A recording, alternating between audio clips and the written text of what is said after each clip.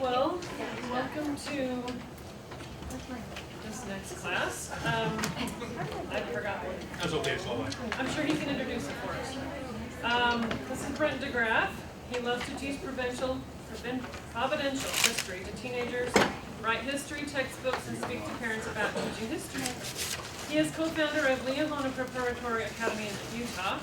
LPA's distance education is the largest LDS-based homeschool program in the country.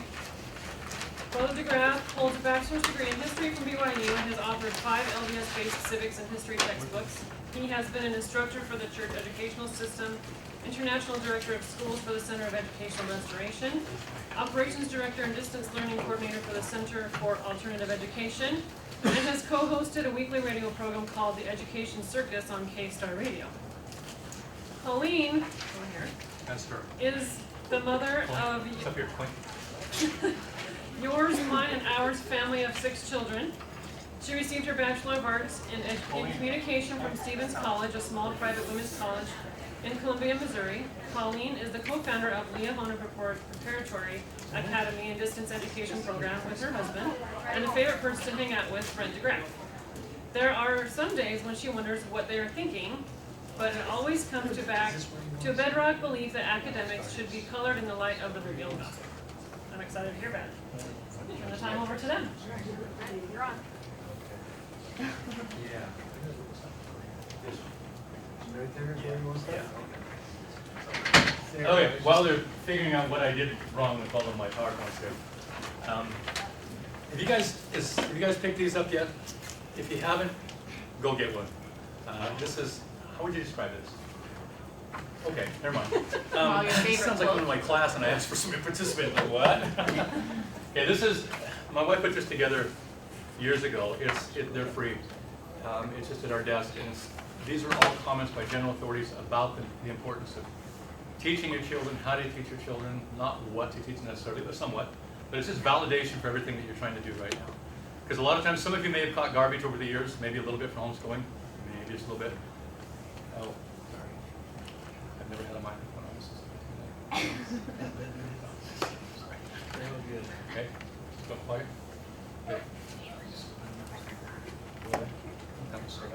This is good. That work? Okay.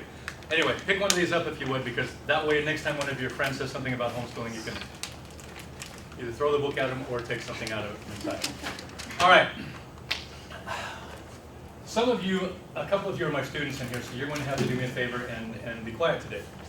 Which, after having met some of you, will be a real challenge. But I want to talk to you a little bit about something called restoration education. A number of years ago when I was a missionary down in Mexico, we had some sister missionaries whose apartment we had to go check on every day. It was clear up in the boondocks and it was dark, you couldn't see where you're going. You had to walk over a long pasture land, and just before you got to their house was a ditch. And there was a board that you had to walk on to get across the ditch, because if you walk in the ditch, I want to get graphic about it, but this was Mexico, and so it's kind of a sewage drainage thing. You didn't want to step in the ditch. And so week after week and month after month, while I was the junior companion, my companion would lead the way. He would go first, I would follow him, and he'd step on the board, and then we'd go check on the sister missionaries, and we'd go back to our place. Well, I got made senior companion, finally, and he got transferred out. So it's my turn then to walk across the field first, because my companion didn't know we were going. So we're walking across the field, and we get to the ditch.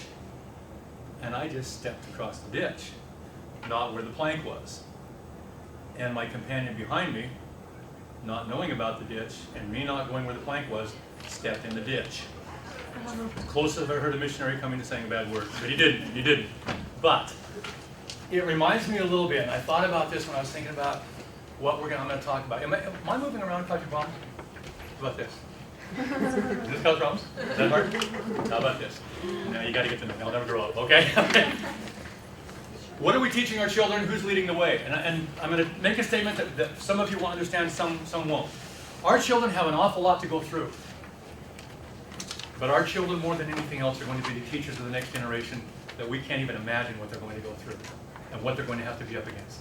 So my approach today and my approach in my class is this. Teaching the students, yes, but more than anything, teaching the teachers. How are you going to teach your children? What are you going to teach your children? Now you have 3 handouts in front of you. One of them should be called Snow White Birds. The other one should be Battle of Little Round Top, and the other one should be the War of 1812. Very quickly, let me cover this one.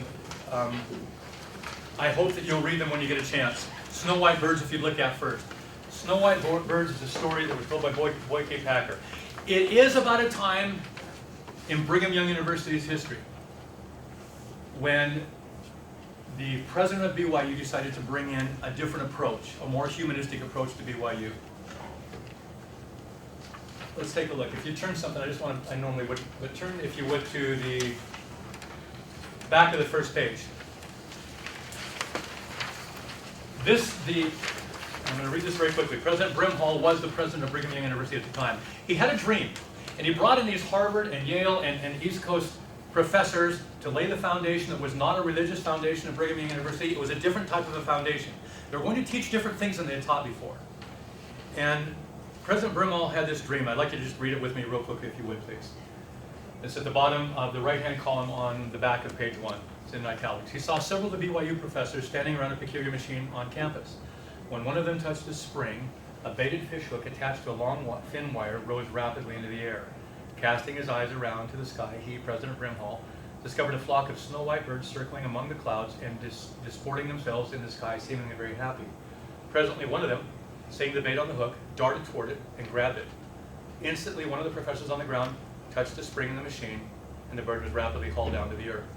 On reaching the ground, the bird proved to be a BYU student clad in an ancient Greek costume, and was directed to join a group of other students who had been brought down in a similar manner. President Brimhall walked over to them, and noticing that all of them looked very sad, discouraged, and downcast, he asked them, "Why, students, what on earth makes you look so sad and downhearted?" "Alas, we will never fly again," they replied with a sigh and a sad shake of the head. Their Greek philosophy had tied them to earth. They could believe only what they could demonstrate in the laboratory. Their prayers could go no higher than the ceiling. They could see heaven. They could see no heaven, no hereafter. Charlotte, do you have one of these? No, I don't. Okay. That was the dream that President Brimhall had. This was the effect of not teaching, as we're going to talk about today. If you go over very quickly and go to the very last page, I believe it said.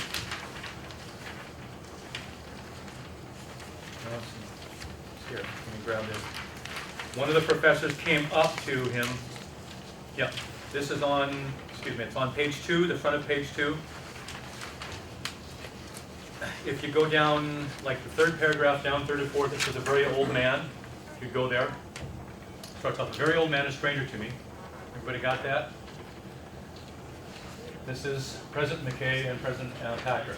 A very old man, a stranger to me, came forward on the arm of his daughter. He had come to some distance to speak to President McKay.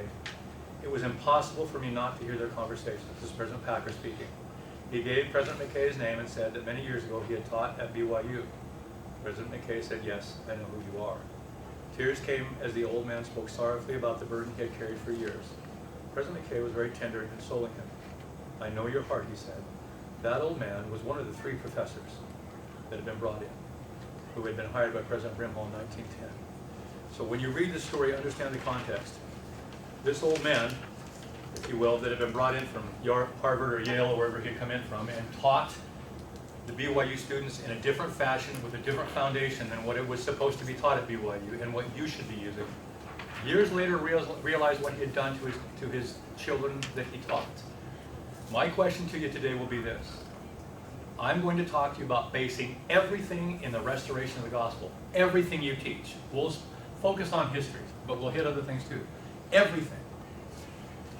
If you are not using the restoration and all the restored knowledge that we had, what are you teaching? What is the foundation that you're giving your children? Is it Greek? Is it philosophy? Is it the Socrates style? What is it?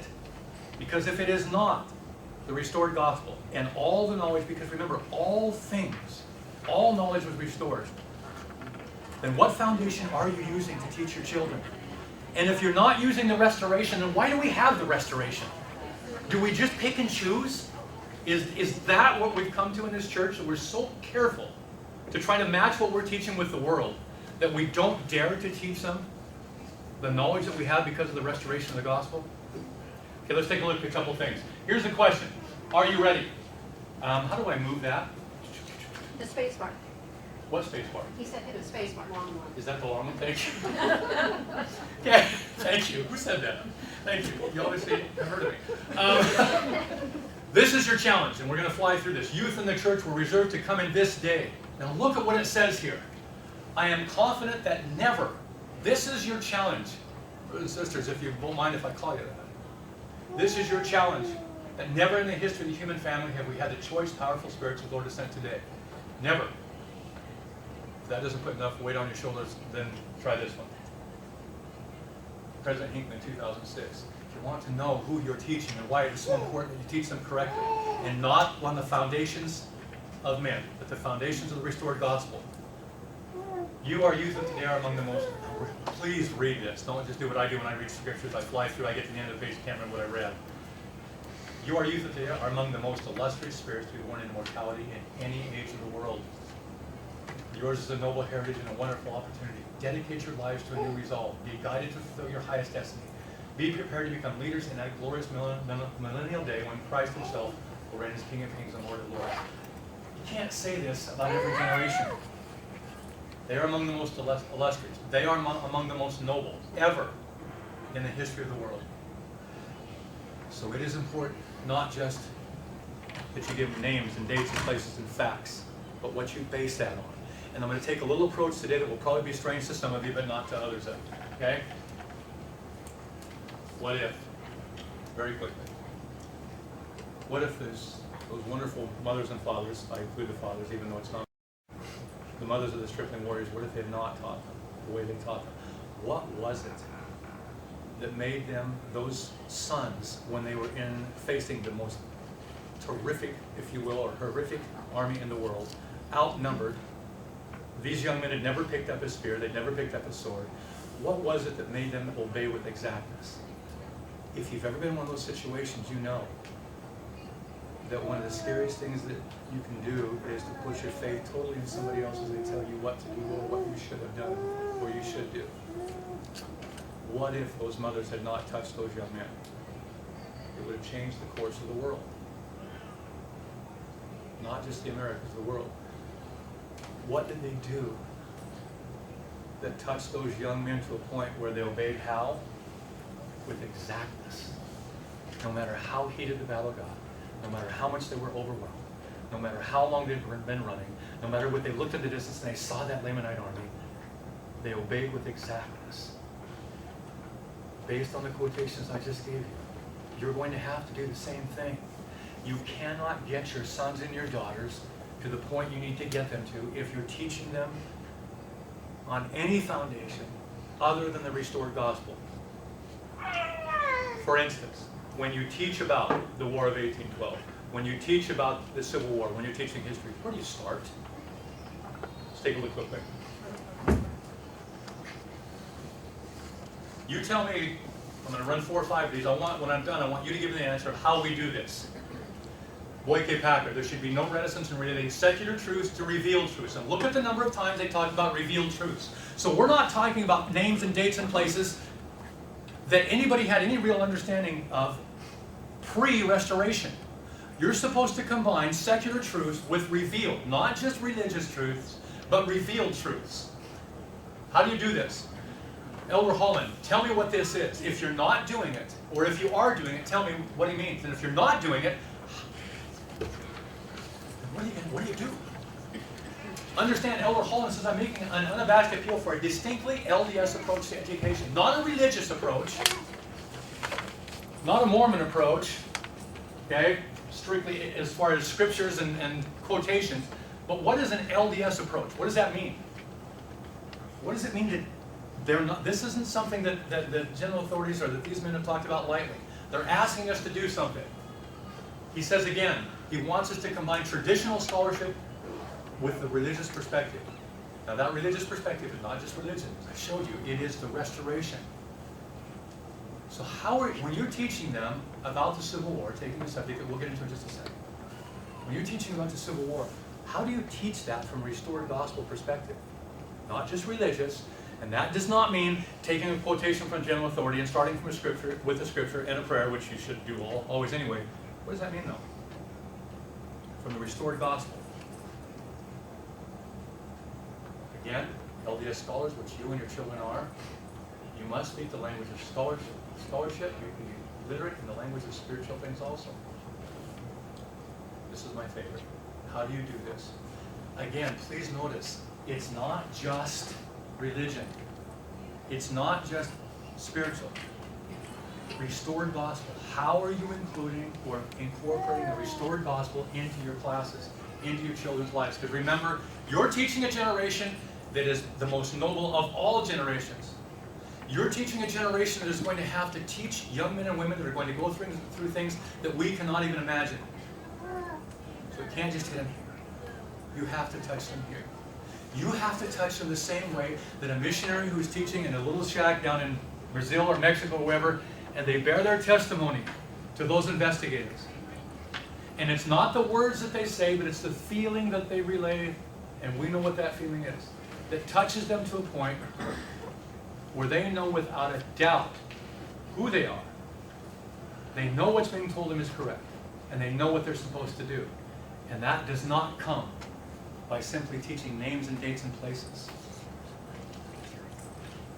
Again, President Wilkinson, I think you know, Wilkinson Center, where you buy your stuff, you go there. To accept the common authorship of God for all spheres of learning is the cornerstone of LDS education. These brothers are not asking us just to include certain. It's an LDS education. All right, how do you do it? Yep. Are all those quotes in that book? I think most of them are, yeah. So get it, go get it. It's, where is it again? Is it here? Do I have it? Okay. Shallow, stole it, so we have to give it. Okay, yes. Here's the key. If you're going to write anything down, or I don't know, maybe you guys get this, a copy of this, but this is the key. Elder Packer. If students are going to partake of the fruit that is desirable to make one happy, yea, desirable of all other fruit, they had better have their ladder leaning against the right tree. That's what I need you to write down if you write down or if you remember anything today. Your ladder of information, your names, and your dates, your places, your facts, need to be leaning against the correct tree, the right foundation. He calls it the right tree. Your challenge today, your challenge every day is this. You have a whole forest out in front of you. You can walk through these halls today and see probably 20, 30 different ways to teach. I don't care what you teach necessarily, as long as it has this ladder of information is leaning against the right tree. That's the whole key to it. This is the challenge. This is what you must do. The tree that, as we talked about it, is the tree of life. It is the tree of the restored gospel. It is the tree of all knowledge. All knowledge. Specifically, the restored gospel. Okay. So there you go. Ladders, names, dates, and places, tree, providential reason, and foundation. Now, we're gonna go right into it. So I hope you've got your stories there with you. And I hope by the time I get done, I've been doing this for 20 years. I hope I don't confuse you too much. If I do, I'll call my students to help me here. Charlotte doesn't remember anything, but okay. Marky Peterson said, "You tell me which is the ladder here, and which is the tree. Which is the ladder of information?" This quotation by Elder Peterson, and which is the tree. Do you understand the steps that were taken? There was a great apostasy, then the preservation of the Western Hemisphere, which ought to be in yellow also. Columbus, the colonization movement, the Revolutionary War to set the colonies free, and then a constitutional form of government. Is this the ladder of information, or are these things here the tree that you would lean it against?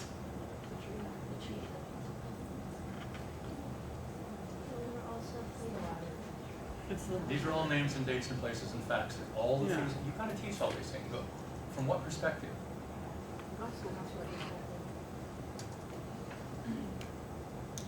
This is the ladder. This is just information. Yeah, it is important to teach. But the rest of his quotation is this. It is the tree. All these events were acts of God leading up to the one thing, the restoration of the gospel. That's the approach you must take. You can teach, and we're going to take it right now so you get examples of how to do it. You can take the War of 1812 and you can tell them about how we were outnumbered. You can tell about our soldiers, our sailors being impressed. You can talk about, and that wasn't that, oh, that's impressive. It's taken from the British ships. You can talk to them about how we were outmanned, outgunned, outsailored, everything. But the first thing you have to do is find the tree that you lean that ladder of information up against, and that's the restored gospel. So, since most of us are more acquainted with the American Civil War, let me see if I don't even know what order I've got these in here. Oh, this is what I want to go first. This is what you have to remember also. All things according to Elder Maxwell, from the apostasy until 1830, all events led to the restoration. All the events from 1830 forward led to the second coming of the Savior. So, if all things, since we're talking about the Civil War, that's post-1830, how in heaven's name did the Civil War, how did that tie into the second coming? You can't say it. How did the Civil War, yeah, my students are like, I know. What did the Civil War do? If we're following Elder Maxwell's counsel here, all events post-1830 led to the second coming of the Savior. How did the Civil War lead to the second coming of the Savior? This is the tree. This is the tree of the restoration. This is the tree of life. This is the tree of all knowledge. If you teach the Civil War, and I'll make a blanket statement after 20 years, and you may disagree with me, and I'm sorry if you do. But if you teach the Civil War from any other perspective, if you teach it from a legal perspective, if you teach it from the North, from the South, we know the South is right, but too many years in Texas, sorry. Okay? If you teach it, sorry. If you teach it from a constitutional perspective, that is not the tree of the restoration of all knowledge. That is not the perspective. That is on the ladder of information. You have to teach them about the constitutional issues. You have to teach them about the North, the South, the leaders, the generals. But what is the tree? How did this affect the second coming of the Savior? Get out of there. Go away. Okay. I'm used to teaching my class, so forgive me if once in a while I say write this down. Okay. Civil War. Here's the ladder. The causes, the generals, the political leaders, the battles. All the Robert E. Lee, Stonewall Jackson, coolest stories in the world, coolest men in the world. All these things are crucial, but how do you teach them? You say, well, this is the South's perspective, so that's your tree. This is the North perspective, this is your tree. America as a whole, is that the tree? Constitutional issues, is that the tree that you're going to base everything from? Look at it this way then, when you're teaching. What if? What if the South had won? What would have happened to America? See, what if things had not happened the way they did? Because we know in the long run they turned out the way the Lord wanted it to, or planned it, or had it happen. But what if not? What if the South had won? Here's your tree.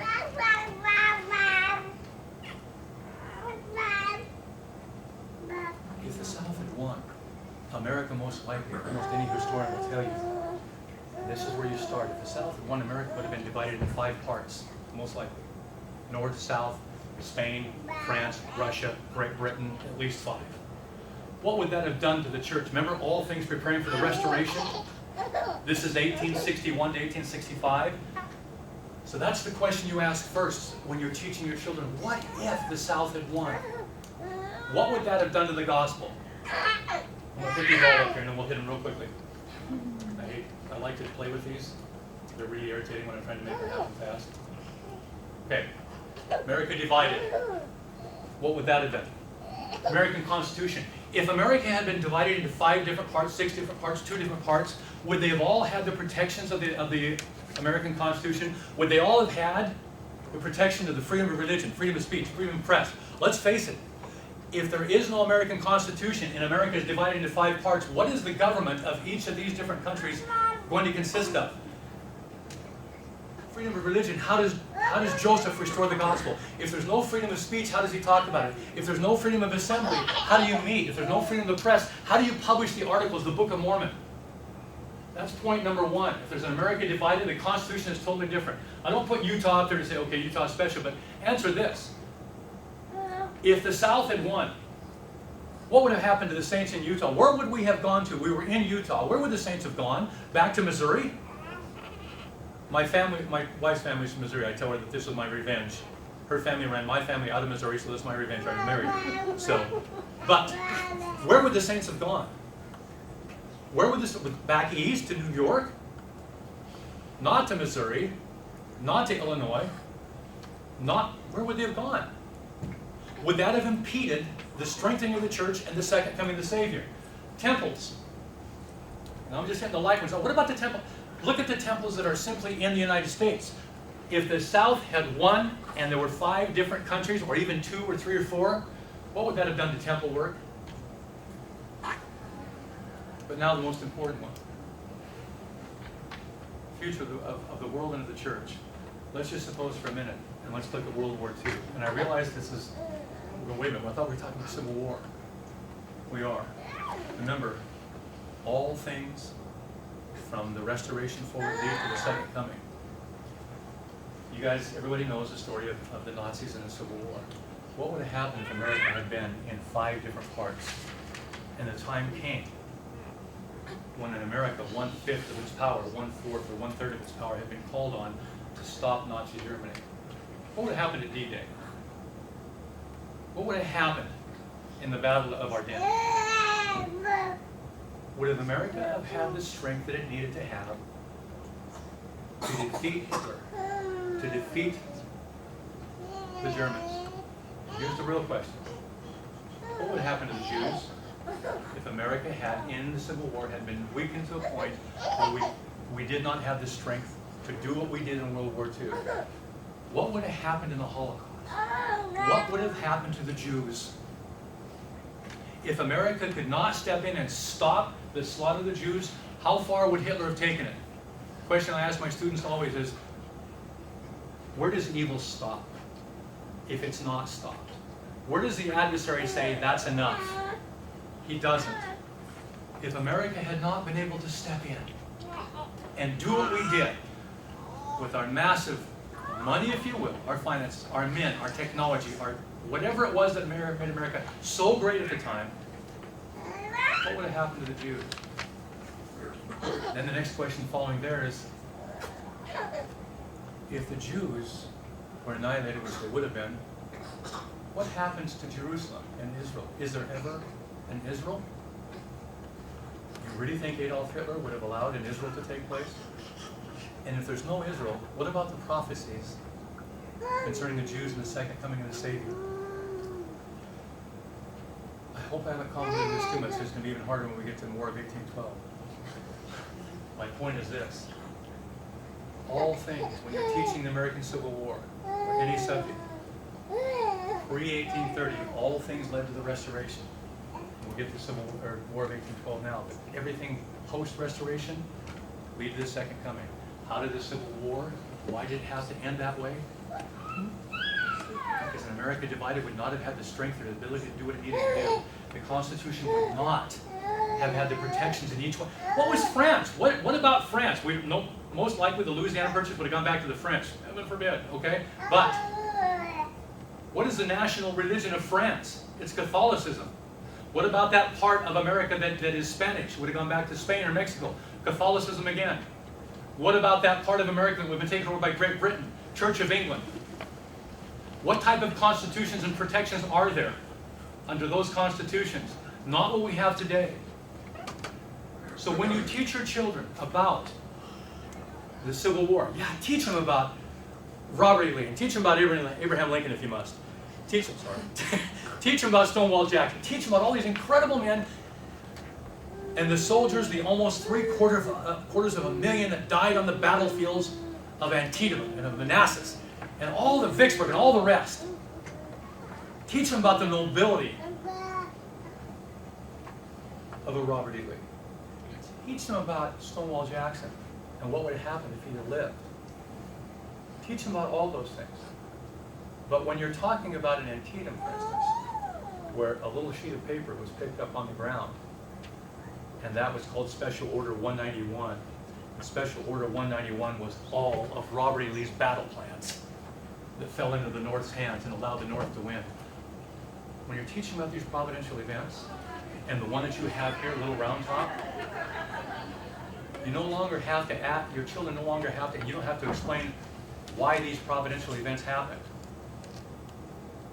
Why did they happen? Because the North had to. Because if not, America would have divided. Where would the saints have gone? What about temple work that is an eternal thing? What about just taking one subject, the Jews? You don't have to explain these things to them anymore. They understand because it's all in the context of this led to the restoration or the second coming of the Savior. Now, you've got Battle of Little Round Top right there. You just turn to it. This is a book we have coming out called Providence and Patriots. We have about 8,000 books in our library that we eat once in a while, okay? But we've gathered these books for years. They're almost all of them are pre-1920, a lot of them in the 1800s. Because those are the books that contain the real stories, providential stories that you can't find out elsewhere. That'll be coming out soon. You guys have two of the stories that are in that book now. One of them is the War of 1812, and one of them is the Battle of Little Round Top. As you're telling your children about the Battle of Little Round Top, and I'll tell it to you briefly, you no longer have to explain to them why it had to happen. Little Round Top, you got the North up on top of 20th Maine, Colonel Chamberlain. You got the South, 15th Alabama down below. The North, 20th Maine runs out of bullets or out of ammunition. 15th Alabama has all the ammunition they need. Colonel Chamberlain, the 20th Maine, says, and the story is in here, suddenly a thought occurred to him. We're going to do a barn door maneuver. They were like this, with their one wing here and one flank here, and the main line here. South is all down here. This is what we're going to do. We're out of bullets. We're out of ammunition. We're up in a forest that's really thick and really hard to run through. And so what we're going to do to defeat the South, we're going to charge. This wing right here, this flank, is going to swing like this, and at exactly the right moment, even though we can't hear each other and we can't see each other because of the forest, and we don't have any bullets to shoot anyway. As soon as it swings like that, we're all going to charge down together, even though we can't see or hear each other. We're going to attack the South with their bullets, and we're going to defeat them, overwhelm them, and we'll hold Little Round Top. Because if you lost Little Round Top, cannon up there, Gettysburg is done. So what do? This thought hits him out of nowhere. The story's in there. He tells his men. The officers up on Big Round Top look at him like, you're nuts. You can't do that. But they start it. And they swing down. These men here can't see them. And when they get right here, even though these men can't see them, at the same time they all charge. The South is firing and firing and firing. But then something happens. The South all of a sudden realizes, what, are these guys crazy? They have no bullets, they have no ammunition, they're charging us. They're not even firing at us. The South threw down their guns and ran. You'll see the story here. What was that thought that hit Colonel Chamberlain, the 20th Maine? Why did he decide to do that? There's a story of a southern sharpshooter that had Colonel Chamberlain in his sights. You'll see it in there. Where all of a sudden he was getting ready to fire once, and he said, I just couldn't pull the trigger. So he felt guilty because he couldn't pull the trigger, so he aimed again. He just couldn't do it. Right after that, this thought hits Chamberlain, let's attack, even though we have no bullets and we can't run downhill together. But they did, and the South ran, and the North held Little Round Top. If your sons and your daughters understand that all things lead to the second coming, in this case, 1862, 1863, they'll know why that providential event had to happen. And when they understand that, they'll understand why all of the events happened in the Civil War. It had to happen. Because if not, what would have happened to the church? What would have happened to the spreading of the gospel? What would have happened to temple work? What would have happened to the prophecies concerning the Jews and many others? Start there. Make your tree that you lean the ladder of information against. Make your tree the restored truths that we have because of the restoration of the gospel. If not, think how much you're leaving out. even patriotism, which must be there, is on the ladder of information. It is not the main reason all these things happen. Pull out the War of 1812 if you would. We're going to fly through this. Nobody wanted to fight the War of 1812. Nobody wanted to fight the War of 1812. Okay? Here's your ladder of information. You got America and Britain here. This is the facts that you give them, plus a lot of others, granted. This is just an impressment. The British were taking American soldiers off the ships. The British and American Navy. Anybody want to make a guess as to what the size of the British Navy was in the American Navy at this time? The British Navy had 1,200 ships. How many did we have? 3. We had 3 ships. Funny thing happened on the way to the war. We crushed the British Navy. How did that happen? You'll find in there the story of the Constitution of the Guerre, just one of those stories. The generals, the admirals, this is all the information you give them. Everything else that goes with it. The names, the dates, the places, the facts are crucial. Because they have to have that information. The secular information, if you will. But, let's see how bad I've been. Where's your tree? In the War of 1812. Now this is pre-1830, it's pre the Restoration. So remember what Edwin Maxwell said. All things from the apostasy to the Restoration lead to the Restoration. So how did the War of 1812, what did it do to affect the Restoration? See, people used to tell us, while you're thinking, people used to tell us you can't include all this religion and you can't take this approach because it will affect what else you can teach. They also used to tell us we couldn't have 4 days of school. The funny thing happened on the way to educating young men and women. In the state of Utah, where Liahona is based, we have the 2nd highest ACT scores in the state. One of those schools higher. We'll get them one of these days. Rankings that came out.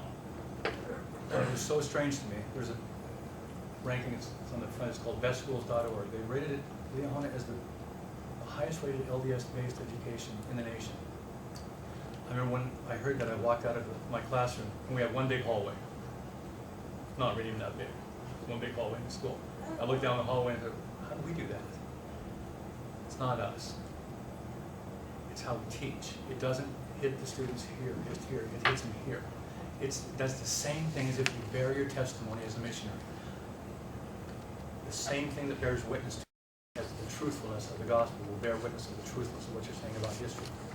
The War of 1812. How did that lead to the Restoration? Remember, make your tree the tree of the Restoration of the gospel.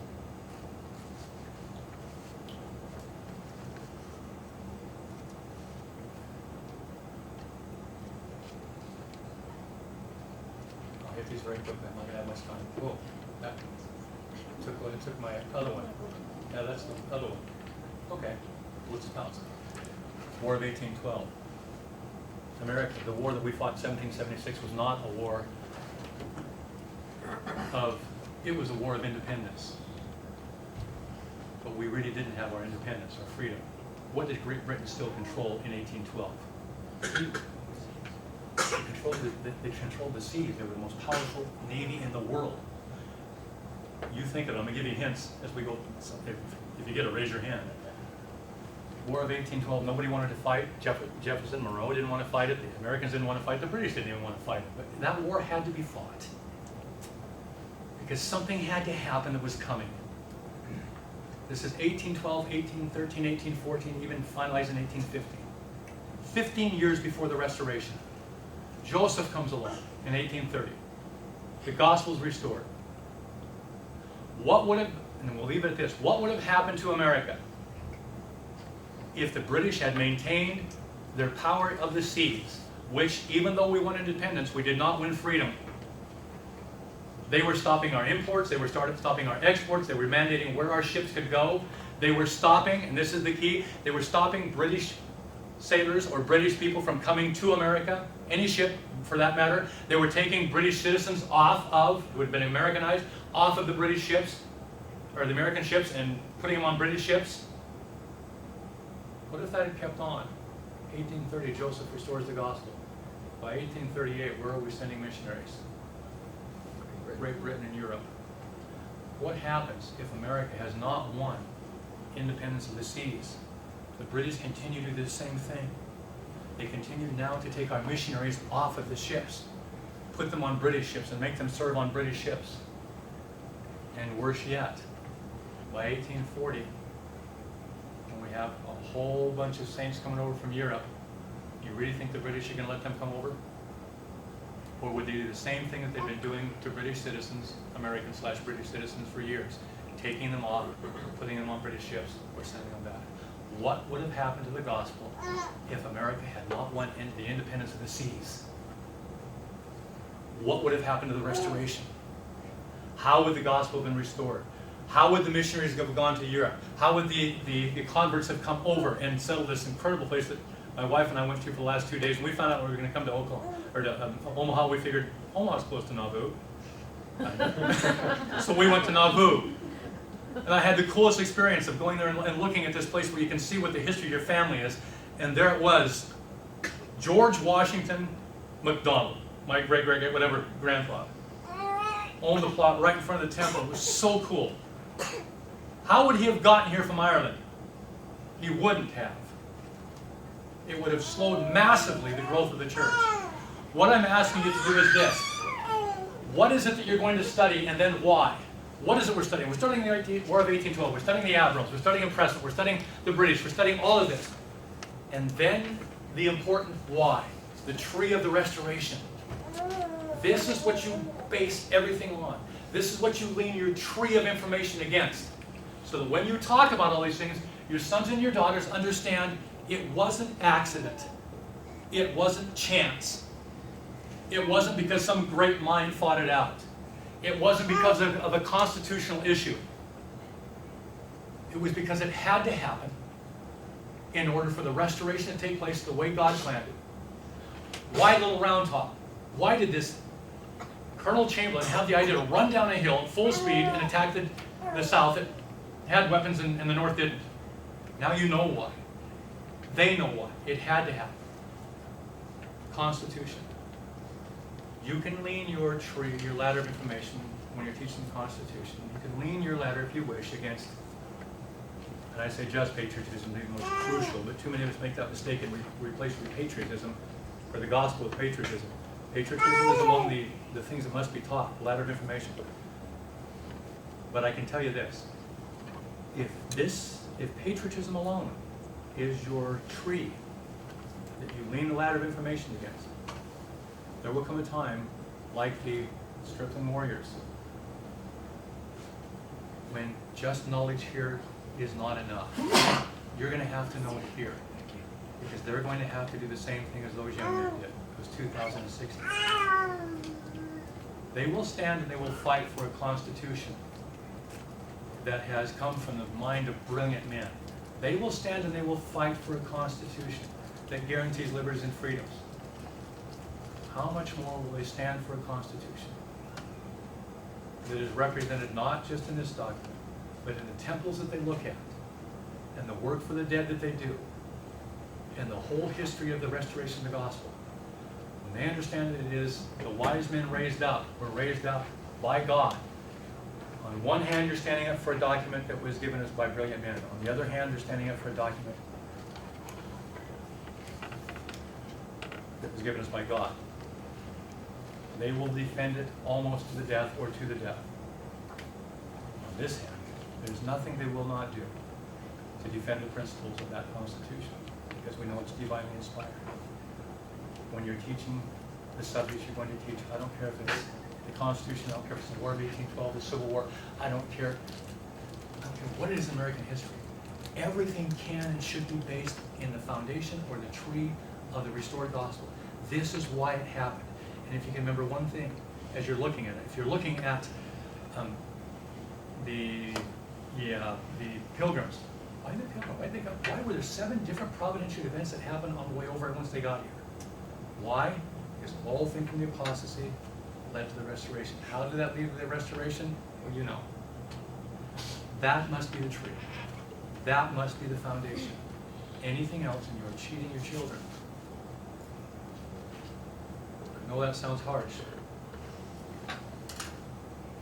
but anything else, it is your word, or the word of a great book even, or their particular interest that convinces them that this had to happen. whatever event it may be, if you lean your ladder of information against the correct tree, it doesn't matter what you say. It's like the missionaries. I don't care how bad the missionaries may be. It is the Spirit that will bear witness to them. And if you will lean that ladder of information against the correct tree, it is the Spirit that will bear witness to you. That this is why this had to happen in this war, or the Great Depression, or anything else that's happened along the way, the American Revolution. Because all things were in preparation for them according to the Lord's plan. That is your tree. I've taught history for a long time, probably too long, my students may tell you. But let me just tell you this. Years ago, a young lady, when she's doing one of her Young Women's Award things, she had to list the most spiritual moment that she had in that past year or 2 years. And she listed, it was in a history class. And the reason was this, it's not what I had taught. It was the fact that the Spirit bore witness to her that the reason for all these things happening was because it was all part of God's plan. It wasn't man. It was part of God's plan. They won't forget it. And one of the saddest things that you've seen today, I know you have, we all know some more has happened, is a young man or young woman that gives up on himself. If they understand that it's all part of a plan because they can see it, everything you've taught them is from the ladder of information leading against that tree, they will never give up on themselves because they will know, as we teach, that if God will intervene to change nations, if He will intervene on behalf of great armies or weaker armies, of great or weaker men, and they can see it all the way through history, they will know when the time comes that He'll be there for them too. So when they face that army, and there's only a few of them, and they must have a conviction here, not just here, they will remember, as I say, they'll pull those stories out of the well of knowledge that they've learned. They'll understand. It's not man, it's God that's in charge of all of this. Because they'll have taught that is the foundation. So, I hope these stories will be of some use to you. It does include, besides the stories you'll see in there and we cite where they come from, it does include some commentary too there to kind of give you a little perspective. And yeah, you've got to know you've got to know the story before you can lean it against that tree of the restoration to understand it. But you know the restoration, and you know history. Just put them together. And it does not mean, like I said, a quotation at the beginning of class from some general authority. It's all the way through. Okay? All right, thank you guys. I appreciate very much you being here today. Any questions? I'll be here on behalf.